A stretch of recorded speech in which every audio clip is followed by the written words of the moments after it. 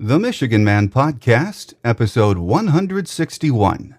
Michigan basketball is riding high after 2 first-round picks in the recent NBA draft. And now that it's July, football season prognosticating is in full swing. That and more on this week's show.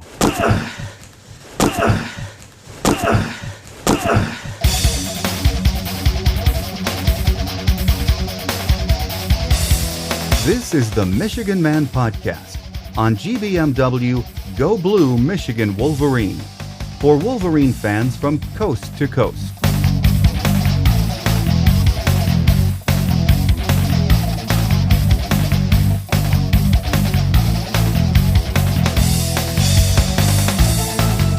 Go Blue and welcome to the show. I'm your host, Mike Fitzpatrick.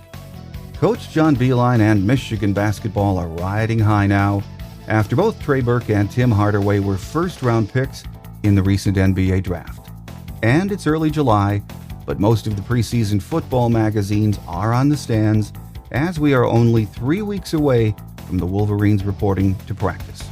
On this week's Michigan Gameday segment, we are joined by Wolverine beat writer Nick Baumgardner from MLive. Nick covers the Hoops beat for MLive, but also helps out regular beat writer Kyle Meinke with football coverage, and he does an excellent job, both he and Kyle. So I think you'll enjoy Nick's insight on what's happening inside both programs right now. Before we join Nick, let's get our Wolverine Warmups in for this week. As we all know, it is July, and we're just weeks away from the start of fall practice. The players are going through voluntary summer workouts, and college football magazines, blogs, and other various media outlets are weighing in on the top 25, who will win the Big Ten, and just how good our Wolverines might be this year. It is a fun and relaxing time for Michigan football fans, we hope, as we anticipate Coach Brady Hoke leading the Wolverines back to the forefront in the Big Ten and on the national scene this year. But let's enjoy summer before things get heated up. I'm away on vacation this week getting a bit of rest before we return to regular weekly programming in August. And I hope all of you are enjoying this summer too. With that said, let's get to our Michigan Game Day segment, where this week we get 2 for the price of 1. Michigan beat writer Nick Baumgardner from MLive is on deck to talk Wolverine hoops and football. Here on the Michigan Man Podcast on GBMW Go Blue Michigan Wolverine.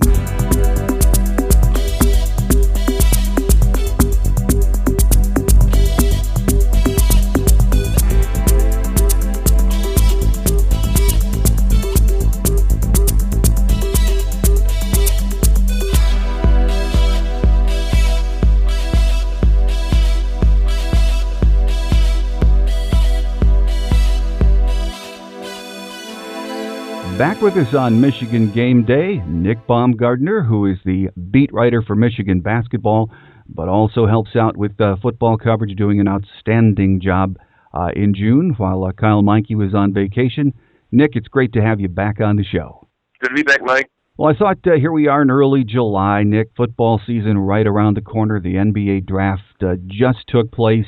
So we're going to talk about both of those things today and get Nick's insight. Nick, let's start with the NBA draft, which just took place. Were you surprised that Trey Burke was passed on by the Pistons? That's the popular question. I'm in the minority here, I think. I wasn't surprised, and I'll tell you why. There was 2 reasons. One, I don't think, I never thought that Trey would have been a great fit with Detroit, given, and it's just, it would have been a good fit for a lot of reasons, in that, he's a great player. He's a popular guy. It's Michigan. It fit from all of those reasons, but for basketball reasons, I just never really saw it. Trey's 6'1", Brandon Knight's 6'3". I think he's 6'3" with shoes on. So I mean, they're two relatively small guards playing together in the same backcourt. It just didn't make a whole lot of sense to me. It seemed like Detroit needed to get more athletic and a little bigger, and Trey wouldn't have really helped them with either one of those. And the other, I think what else was happening was Detroit. They'd never really leaked anything this year. They didn't say anything. They didn't tell anybody one way or another what they were going to do. I think that they were kind of hoping that Trey was just going to be gone off the board, and they weren't going to have to make that decision and pass on him, because I don't think they wanted to take him for those reasons, but they also didn't want the backlash that they were going to get and that they did get. So It wasn't a popular pick, but honestly, I didn't. And given the fact that Dumars, I think, is trying to, he was drafting for his job. I think he was drafting for 1 year, and everything else, nothing after that really matters. If he was maybe more safe, I think maybe you would have seen him take Trey, and then they could maybe move Brandon Knight or do something down the road. But he doesn't have that luxury. So given all those factors, I thought I was going to be surprised. I didn't think that they were going to take him. I thought he was going to be gone, though, like before 8. So kind of a weird night, but it was a fun one to watch and unfold, but a bunch of surprises, to be quite honest with you. But I was not shocked that Detroit passed on Trey. I actually think that Utah is, for him personally, is a much better fit. Yeah, I think most people agree with that. But Nick, when you look at Trey coming out of the season, it was speculated that he was going to be a lottery pick. Mm-hmm. And that thought we heard in the media for, several weeks, a month following the season. Just before the draft last week, we started to see some of the mock drafts saying that he was falling. Why is it? Was it because of the camps? Some of the scouts were seeing more of him in live action. Why did he start to fall? Well, really, it was because of, I think it was two things. One, he went to the draft combine in May, and when he went into that, it was middle of May, he went into that, and everybody kind of, before they met with teams, before they did workouts for anybody, I think most people thought, based on his college season, that he was going to be a top 4 or 5 pick, and then he went into, those workouts, and those workouts test your agility, and your leaping, and your reach, and your height, and your weight, and your bench press, and all that, and he did not, that's not the strong point of his game, so he did not perform that well in those workouts. He's not an athletic, freak. He doesn't jump off the, jump to the roof or do anything like that. But, so he was a, tested average in a lot of those exercises. However, what I think hurt him was that he and his agent, his agency group decided that he wasn't going to do any basketball workouts during that 6-week period he wasn't going to do any at the combine, and then he wasn't going to do any basketball workouts with any other people. He was going to do just individual workouts, no competitive workouts for NBA teams, which a lot of times you'll see like top 2 or 3 picks that don't have anything left to prove or don't have anything to lose. They won't do that. Like Anthony Davis last year didn't do any workouts. Trey, I thought they viewed him as in that area, and I think by making those decisions not to work out with other point guards and not to work out at the combine, it kind of just left all these questions people had about, well, he's maybe not that tall and he's not that quick. And I just think that his biggest strength is playing basketball and competing, and he kind of, I think, did himself a little bit of a disservice by slipping, because he still is the same player that he was, in March and in April. And, I think Utah saw that. A lot of teams saw that. And I think most people will see that again next year. But, at the end of the day, he did slip a little bit, but I think that the spot he's in it might be a blessing for him, because now I thought he was going to go to New Orleans at 6. New Orleans is a terrible team. He doesn't go at 6. He falls down and gets traded to Utah, which was a team that was above 500 last year, has really good young pieces, and is right there on the cusp of a playoff spot. So conceivable he could be in the playoffs next year, and just a better overall fit. They really needed a point guard. It's a good team. I think in the end it all worked out for him, one way or the other. Well, Nick, was Salt Lake high on him all along, or was them getting him simply, good draft day maneuvering? Yeah, they weren't high on him at all. They didn't. He didn't work out for them. He didn't. I think he interviewed with them once in Chicago, like a month and a half ago. And there was small interest, but like you said, I believe they had the number 14, number 21 pick. So it was just a good draft move by them. They saw that he had slipped. Minnesota took him immediately, knowing I think that they could trade him. And then I think what happens in those draft situations is in those 5 minutes, you field a ton of calls. Utah, I think, got on the phone with them right away and said, this is what we want. We wanted a point guard out of this draft. We have a chance to get the best one, in the draft, which I felt he was the best point guard in the draft, and obviously Utah did as well. So they kind of pulled the trigger. But no, they I don't think they thought they had a chance at him, except for maybe we can trade, and that's exactly what they did. So, yeah, kind of crafty and good moves by them, and it worked out for the best. Yeah, and I know people were disappointed. Pistons fans were disappointed that Joe didn't pick him up. But, when you look at it, now that we've had some time to absorb the draft, this looks like, this being Salt Lake City, a good place for Trey to be. Yeah, absolutely. I mean, it's understandable that local fans are mad and upset, and they have the right to be. I guess, they wanted to see their guy again for a number of years, and they wanted to see him try and help their NBA team, which is, a natural reaction from fans. But, if you're a fan of Trey Burke, I think you should probably be happy that he's at a spot that, I think is going to be a great fit for him. I mean, Detroit would have been an uphill battle. It would have been tough. There's a lot of turmoil going on there. They're not a very good team. It would have been interesting what happened with him and Brandon Knight. Maybe they decided that they didn't want to do that. Maybe he has to fight to start, fight for playing time or this, that, and the other. He doesn't have to do any of that at Utah. He's their guy. They drafted him for now and the future, and he'll step in and he'll be the point guard probably from day one and point guard a pretty darn good team with a really good foundation, a good organization that's trending upward, whereas Detroit's not right now. I mean, it's sad for a lot of local fans, but it's true. So, good spot for Trey. I think once his head kind of cleared and stopped spinning, I think he realized that he was kind of fortunate to land where he did, because it's a pretty good landing spot. Well, Nick, if any single player stock rose higher than Tim Hardaway Jr.'s after the season and heading into the combines, I can't name them. Looks now like Tim made a great decision coming out, doesn't it?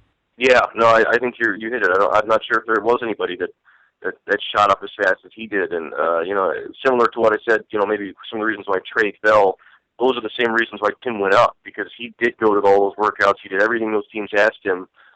And then some. And if he's anything, he's a hard worker and a great preparer. And he showed that. I mean, that's what he looked like at the combine when I was there in Chicago. I mean, he just looked like a professional. Was handling himself very well. Was very confident in everything he was doing. It just seemed like there was a massive weight that was taken off of his shoulders after he left school. I mean, Tim played with a lot of pressure.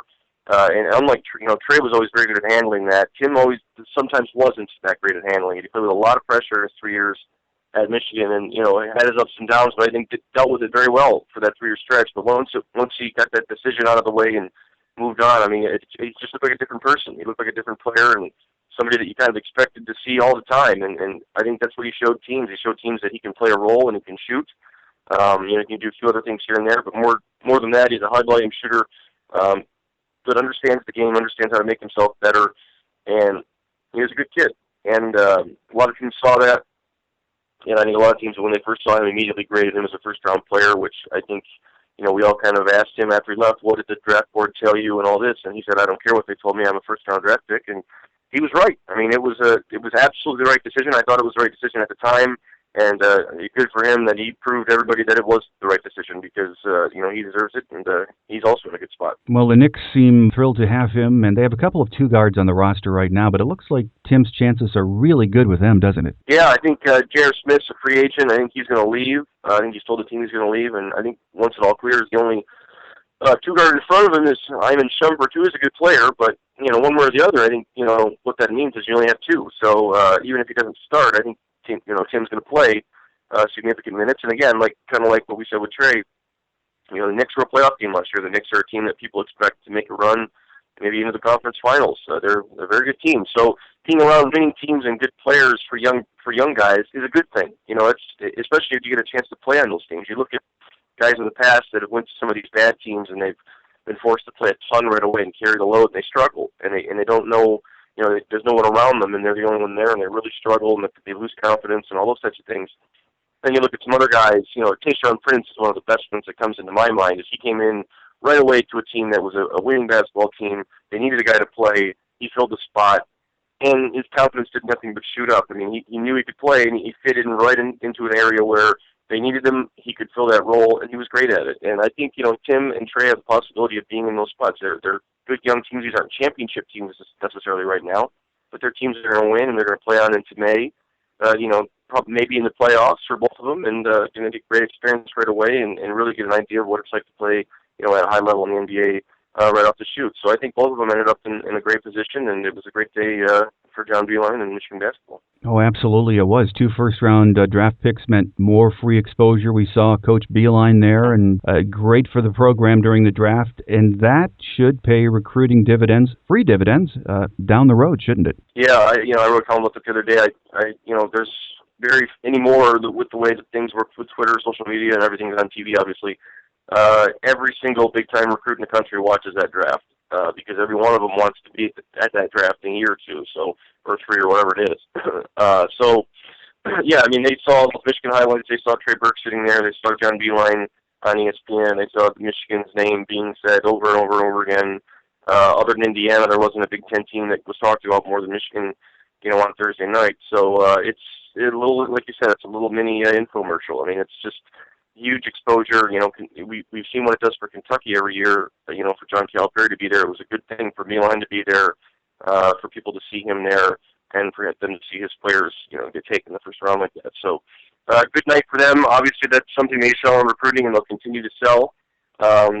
Development and producing NBA players, and they'll continue to sell it if those two guys go to the NBA and perform, and that'll be something also that they sell. So, nothing but good came out of that in both those decisions. Both those guys were ready to leave. They made the right call, and Michigan benefits from it by having them go and succeed. So, a win-win for both sides.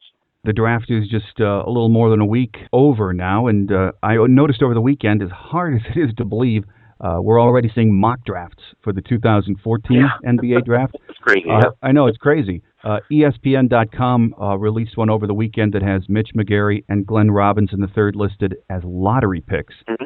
And, it seems like in the experts' minds, it's a foregone conclusion they are both coming out after next year. Do you still think that's the case, too? It's always hard to say, but if we had to make that decision right now, today and here on July 1st, I would say that I would expect that. I would expect, both of those players play up to the, kind of the capabilities that they have. I think they'll both be too tempted to leave. You have to remember that watching that draft the other day, I was thinking about that when we were sitting there watching on the floor. I kept thinking, where would Mitch McGary fall in this draft? And my mind just kept coming back to, I can't imagine he would have fallen any lower than 12. And Glenn Robinson, I don't think would have been, I think he would have been picked inside the top 15. I just think both those guys would have been first-round picks this year if they continue to develop and perform and do what they can. I just think that in today's day and age, if it's there for you twice, you have to take it. So if both of those players improve, they'll be top 10 picks. They're top 10 talents. And I know next year's draft is, much deeper and, much more complete with the young kids coming in. But, Glenn and Mitch are both NBA. They're both NBA type players. They're both going to play in the NBA someday, sooner than later. You never say never. You never know. But I would expect that, barring a bad season or something unforeseen or unfortunate happening, I would expect they'll probably both go. But again, Michigan prepares for this. They're recruiting for it. They're recruiting players at their positions for next year's class and the year after that. So this is just part of the deal. And Beeline is much more comfortable with it now than he was 2 years ago. He understands this. The staff understands it. And you take what you can get. You got to recruit those guys to get to Monday night, and that's kind of what they're going to do, and they'll take the good and the bad with it. Yeah, I don't know if Michigan fans understand it yet, but I think the message in all of this is you best enjoy Mitch McGary and Glenn Robinson while they're around next year. Yeah, it was the same as it was with Trey Burke. It was last year in a way. I think most people expected Trey was going to leave after that season. So it was you have him for the here and now. So enjoy it. These are the type of players that don't come around very often, and these are the type of guys that you can remember, 5-6 years from now when they make some big dunk or do some big thing, and or have a great game. And these are guys that are here to win and win at a high level. They were both 5-star players. They were recruited to win at a high level, and this is what you expect. They came in and they got 30 wins their first season, and we'll see what they do the second season. And if it's a great year and they decide to leave, then it was great for everybody, and that's just kind of how college basketball is. I don't really like it. I think it would be more fun if they stayed. I think everybody would think it would be more fun if they stayed, except maybe the players. But, it's just part of the deal. It's part of how it works. They're not recruiting one and dones, but again, like you said, it does help in recruiting. You might not be able to see it every day, but when they take guys and they develop them from, average prospects to NBA lottery picks, kids see that, and that more of them want to come play for you, and that's just part of building a team, building a program. Our guest on the show today is Nick Baumgardner, the fine basketball beat writer for Michigan basketball from MLive. Nick also helps out covering football, so we're going to switch gears for a couple of minutes, Nick, and talk about football season. It is right around the corner. Here we are, early July. The guys will be, they're already in voluntary practices right now, voluntary drills. Camp is just a couple of weeks away, and the preseason mags are all going to be out in the stands, the previews, in the next couple of weeks. Some of them already are. It's July, and we've entered the season of unbridled optimism where Michigan football fans are concerned. Nick, I think we're seeing it on the blogs and hearing it all the time now. But realistically or unrealistically, expectations are once again very high for this football team, aren't they? Yeah, and I think realistically, I think they should be. I think that, this team has a sound quarterback in Devin Gardner, who's not really a returning starter, but he kind of is. I mean, he's a guy that's been around the program. You kind of know what you get with him. I think there's more comfort there. There's more comfort with the offense. The defense, I think, is, other than, Jake Bryant's hurt, obviously, but even Jake will be back. They expect by at some point in October, hope to change that from late October to at some point. So we're not really sure the date on that, but the rest of the defense is still kind of there. His guys are there. He's got guys that he recruited on offense. The offensive line will be young, but there's still, I think, there's questions, but there's also talent in a lot of spots and there's proven talent in a lot of spots that maybe wasn't there 2 or 3 years ago. So, I think that the goal, and it's a realistic one, is to compete and try and win the Big Ten. And I know Ohio State is loaded, and we've all known that since we saw them at the end of last season, and we knew that they were bringing almost everyone back. So Ohio State will be the favorite, and they should be the favorite by everyone else. But I think the expectation for Michigan is to win 9 or 10 games and to compete right there with Ohio State for the Big Ten title. Given the schedule, which is not anywhere near as brutal as it was last year, I think that's not unrealistic. I mean, it's not the easiest schedule in the world, but it's not the toughest either. So, you have some good young talent. You're going to play a lot of young guys, but they're talented guys. You're going to, you have some young freshmen coming in too. Derek Green obviously is a name everybody talks about. Maybe he can cure the running back woes, and if he is the player people think he is, maybe the offensive line doesn't struggle, or those struggles aren't as highlighted as maybe they were last year when you didn't really have a top-notch running back. So different problems here and there, but also a lot of things that were weaknesses last year I think could be improved this year. So it's right there. I mean, they were right there in a lot of games last year and couldn't come away. They were right around the corner from a 9-win, 10-win season last year. So expectations high again. I think they should be. And I don't think Hope would like it any other way. I think they're trying to get to a Rose Bowl. I know he's talked about this being the 100th anniversary for the Rose Bowl game. I think that's one of their mottos they're going to stand by this year and try and get back like they would. But, they played in the first one, obviously, so I think they're going to want to play in the 100th one as well. People are optimistic. Fans are optimistic and should be. And last week you did a piece on MLive regarding the level of smack talk already going on when it comes to the Michigan-Ohio State game and the season. Kirk Herbstreit more or less told Buckeyes faithful to pack their bags for Pasadena. Yep. And Devin Gardner already a couple of weeks ago guaranteed a Michigan win in the Big House over the Bucks. And, of course, we know a lot has to happen between now and November 30th. But right now, in early July, it looks like we could have a monster game on our hands November 30th, doesn't it? Yeah, I think that's the expectation of just about everybody who's into, predicting long seasons or doing the long prognostications for, the entire year. I think most people expect, and this is funny because this is the last and only time this could ever happen again, in that Michigan and Ohio State play once in the regular season finale and then they get after it again the following week at the Big Ten title game. I think most people expect that to happen. I think most people think Michigan's the favorite in their division, Ohio State's favorite in the other. So, and then next year, obviously, they both go into the East. But we'll see. I mean, it's tough. It's tough to predict, like you said, Mike, in July. But I got to think Ohio State's going to be there. We saw them last year, obviously, and we saw what they had, and they were playing for nothing, and they still went 12-0, and they just a ton of talent, and they brought everybody back. They lost very few pieces. Given that and the division they're playing in, which isn't very good, Wisconsin obviously lost Vilma, and then the rest of the division just is down in general, kind of as a league as a whole.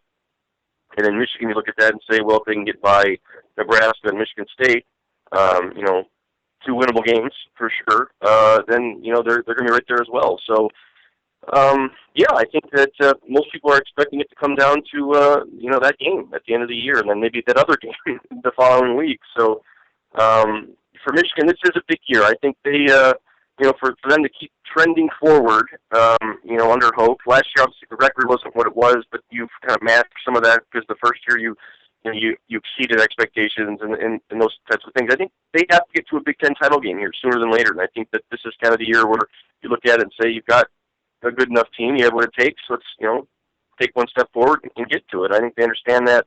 Devin Gardner, in my opinion, has said all the right things. I know some people don't think that, but when a guy gets asked, can you beat Ohio State and can you play with the best teams in the country, and he says exactly what you think he should say, and yes, I don't think there's anything wrong with that. I think he's handling himself well. I think he's a very good leader. I think he's a guy guys want to follow, and I think he's kind of poising himself for a very good season. So I think from Devin's standpoint, I think it's going to be a great year for him. And if can get guys to follow him, I think Michigan could have a great year as well. Well, on the recruiting trail over the weekend, Nick, we picked up another couple of recruits, bringing the 2014 commitment number to 13, I believe it is. And I know the stated number of available scholarships is 15, but we're going to see that number change in the next couple of months for a variety of reasons, aren't we? Attrition in college football go hand in hand anymore, and it's not unique to any one program. People see that happen and they freak out, I think, a little bit still, but it's not abnormal. You'll see here at end of July, beginning of August, when they start into camp, it's inevitable. I'm sure a couple of guys will leave, one or the other, or maybe they already have, or maybe they're thinking about it now. Scholarships will free up. I wouldn't be shocked if that number, it's at 15 right now, if they can hold. I wouldn't be shocked if it's around 20. I don't think it would be any higher than that, because they have had some really big classes over the last couple of years. So what ends up happening a lot of times is, guys don't come back for a fifth year, or a junior decides, I haven't really played a whole lot, I want to go play at a smaller place, I'm going to maybe get some more time. A couple of guys here and there, that happens too, and that's why you see some of those spin-outs.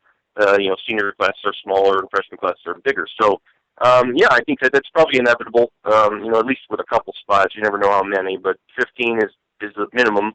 But I would say I wouldn't be surprised if it was around 20, 18 maybe, by the time February comes around. So it'll be still plenty more room. I mean, still time for a handful of, no pun intended with the hand thing, I guess, but a handful of really good signings for Michigan. They've got plenty of time, and I'm sure they'll have plenty of space as well. Yeah, that's what I tell folks. Don't worry. I know people probably read the paper over the weekend and said, oh, my God, we only have a couple of scholarships to give out. What are we doing? But, yeah, things are going to change, so hang in there.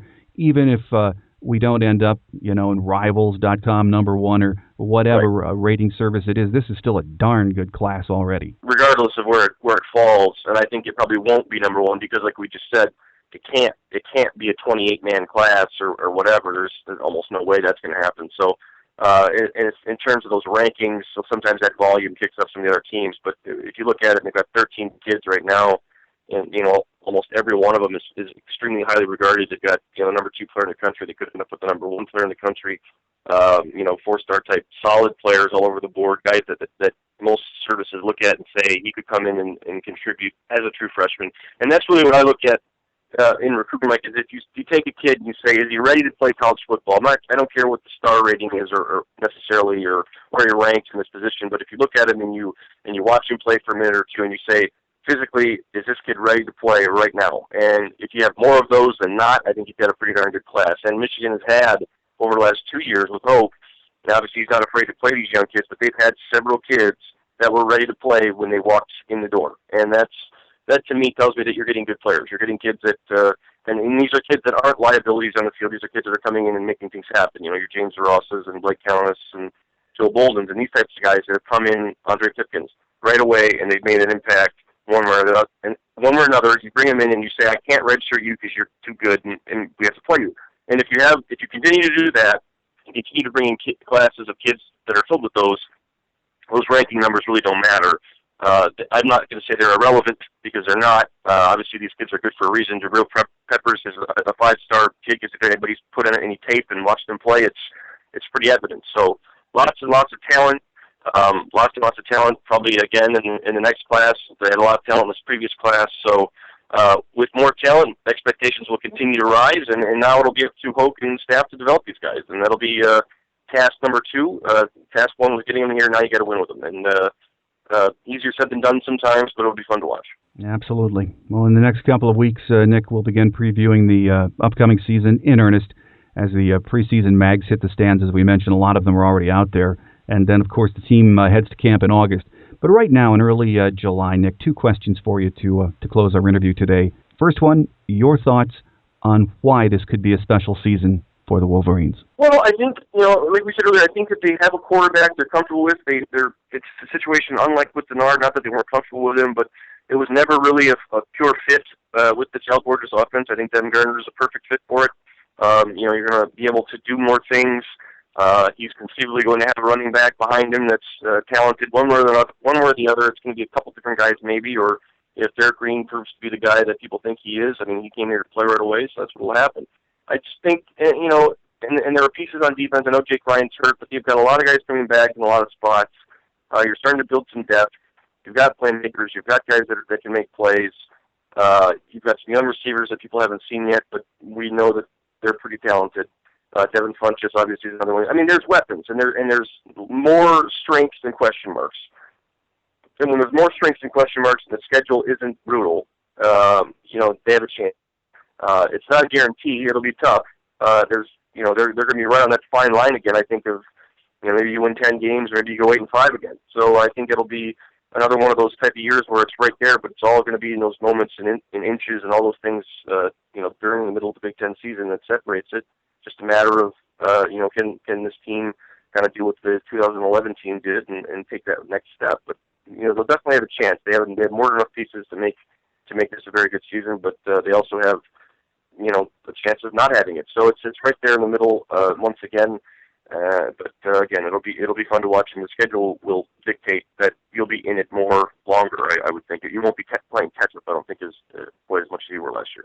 Question 2, Nick, as you mentioned in that response, why we should be optimistic and why you think Michigan's going to have a big season. But when we flip it over and look at it from the other side, what are the reasons that this team might not be as successful as we think? I mean, there are some shortcomings there. Highlight some of those for us. Yeah, I mean, they're just the shortcomings are the unknowns, I think, and we don't know what the offensive line. I mean, we know what it'll look like, but we don't know what we don't know how Bayless will perform, right away. We don't know how Ben Braden or how some of these other guys will get along together, play, get along on the field, how they'll play alongside each other for the first time in game situations. I mean, we know they're talented and they would be doing prospects, but now they'd have to go play, and we don't know what will happen. We've never seen them do it. In the wide receiver spot, we know that Amara Darbo and Jay Tressa have talent, but we don't know if they can do it, when the lights come on. Same for Derek Green. I mean, we know that he's a talented player, but it's a matter of what are you doing when, 110,000 people are watching you and it's a college football game. I mean, there are a lot of little areas, the offensive line being a big one, but a lot of other spots here and there that they need unproven guys to step in and do something. And somewhere along the line, it's going to be, if you have 5 guys that meet your expectation perfectly, there's going to be a couple that won't. So you're going to have to overcome those, and you're going to have to, work around that. They're not the deepest team still, so injury obviously is something that could come up and bite them. I mean, if anything happens on the offensive line injury-wise, like it's been the last 2 years, if anything happened, they're in trouble, and you have to avoid that. And it means guys have to play through some pain and do some things that maybe they're not comfortable with. And then the same thing with Gardner. I mean, obviously Gardner could have a terrific year and be fantastic, but if anything happens to Devin, they don't have a backup. I mean, they don't have a backup. They have Shane Morris, who's never played a college snap, and then a bunch of walk-ons as Russell Bellamy's hurt. So just a lot of little things that maybe it's nothing, maybe nothing happens, but there are unknowns in every season, and Michigan has just as many as anybody else that'll be kind of a number 15 and number 25 type team. They're not Alabama. They don't have backups that are NFL players at every position. So it's still about building depth, and there's still a lot of question marks. But there's a lot of positives too, and that's what will make it fun.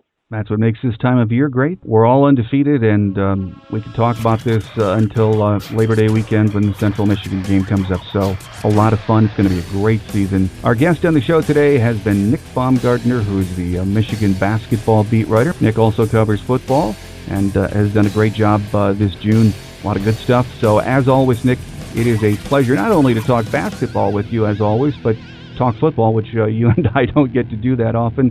So thanks for joining us, Nick. All right, Mike, thank you. Thanks again to Nick Baumgardner, Michigan beat writer from MLive.com, for being our guest today. You can check out Nick's great coverage of Michigan basketball at www.mlive.com, and also Kyle Meinke, who is the beat writer for Michigan football. They also have a great app you can find at the Android App Store, at Amazon.com, or the iTunes App Store. Coming up next, we wrap it up for another week with a very short Wolverine Quick Hits here on the Michigan Man podcast on GBMW Go Blue, Michigan Wolverine.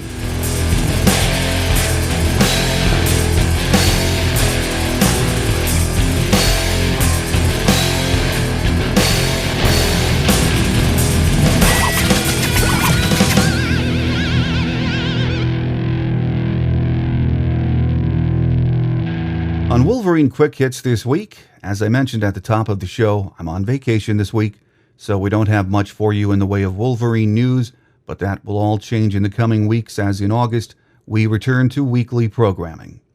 If you are not a member here at GBM Wolverine, now would be a great time to change that. Visit www.gbmwolverine.com and sign up for membership today. If you bleed maize and blue, GBM Wolverine is where you need to be. For the latest news, to player profiles, and much more, you need to become a member. The season is right around the corner, so don't delay. Visit www.gbmwolverine.com and please become a member today. The show is now available in the Android App Store at Amazon.com and the iTunes Store. If you're a TuneIn Radio user, you can also get our show delivered free weekly using that great new app. If you get the show from iTunes already, please take a minute to review or rate the show. It helps us a lot with our placement in the iTunes Store. Our listener lines are open 24/7 if you would like to phone in a comment we can use on an upcoming show. Do you have a few thoughts on the upcoming football season? Are you looking forward to another great winter of Michigan hoops and hockey? I would love to hear from you. Call us at 313-263-4842. That's 313-263-4842. The phone lines are open 24/7. You can also email us at themichiganmanpodcast@yahoo.com. That's themichiganmanpodcast@yahoo.com. So that's it for this week. I will be back from vacation and ready to roll with our next show on July 24th, so I hope you'll join us. Then in August, it's back to weekly programming as we all prepare for another great year of Michigan football. But until then, enjoy what's left of summer and have a great Wolverine week. I'm your host, Mike Fitzpatrick. Until next time, take care, and as always, go blue. Thanks for listening to the Michigan Man Podcast on GBMW Go Blue Michigan Wolverine. You can find us on the web at www.gbmwolverine.com. That's www.gbmwolverine.com. For audio posts or other fan feedback, please call our listener line at 313-263-4842. That's 313-263-4842. Email fan feedback to the Michigan Man Podcast at yahoo.com. That's the Michigan Man Podcast at yahoo.com. The Michigan Man Podcast on GBMW Go Blue Michigan Wolverine is produced at the studios of Robin Lynn Productions, Allen Park, Michigan. The Michigan Man Podcast is not affiliated with the University of Michigan. Go Blue!